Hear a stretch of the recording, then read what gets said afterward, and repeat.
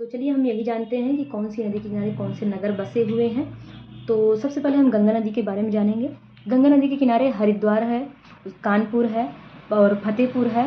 और उसके बाद जब ये जाती है नदी बिहार में, तो बिहार में 12 ज़िलों से होकर गुजरती है, जैसे कि बक्सर है, सारण है, भागलपुर है, पटना है, वैशाली है, समस्तीपुर है और लखीसराय है, बेगूसराय है, खगड़िया है, कटिहार है, मुंगेर है। तो ऐसे 12 ज़िले हैं जो कि क्या बोलते हैं, गंगा नदी के किनारे पर बसे हुए हैं। अब हम जानेंगे यमुना नदी के किनारे कौन कौन से बसे हमारे शहर हैं, जैसे कि आगरा है, दिल्ली है, मथुरा है और उसके बाद आगरा, दिल्ली, मथुरा, इटावा है। तो ये है गोया।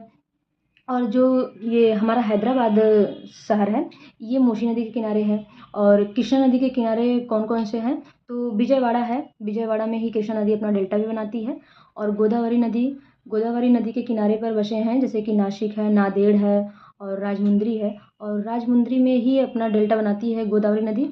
और जो ये क्या बोलते हैं, वो उज्जैन शहर है, वो क्षिप्रा नदी के किनारे है। और लुधियाना शहर सतलज नदी के किनारे है। और बैतूल और सूरत ताप्ती नदी के किनारे है। गोरखपुर राप्ती नदी के किनारे है। और नर्मदा जो हमारा है, वो नर्मदा नदी जो है उसके किनारे पर एमपी का शहर है जबलपुर, ये नर्मदा नदी के किनारे पर बसा हुआ है। और जगदलपुर जो कि छत्तीसगढ़ में एक शहर है, तो जगदलपुर इंद्रावती नदी के किनारे पर बसा हुआ है। और ऐसे ही और देखें तो जैसे कि लुधियाना है तो सतलज नदी के किनारे पे बसा हुआ है। श्रीनगर हमारा क्या बोलते हैं, झेलम नदी के किनारे बसा हुआ है। और लेह सिंधु नदी के किनारे पर बसा हुआ है। और गोमती नदी जो कि एकमात्र गंगा की सहायक नदी है, जो कि मैदानी भाग से निकलती है। और यह जो गोमती नदी है, ये उत्तर प्रदेश का एक ज़िला है पीलीभीत, वहाँ पर एक झील है फुलहार झील, वहीं से गोमती नदी का उद्गम होता है।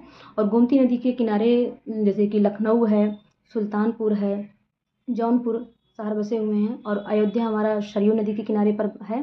और केदारनाथ पूछता है, क्वेश्चन बार बार पूछा है, केदारनाथ किस नदी के किनारे है, तो केदारनाथ मंदाकिनी नदी के किनारे है। और बद्रीनाथ अलकनंदा नदी के किनारे पर है। तो ये सारे हो गए।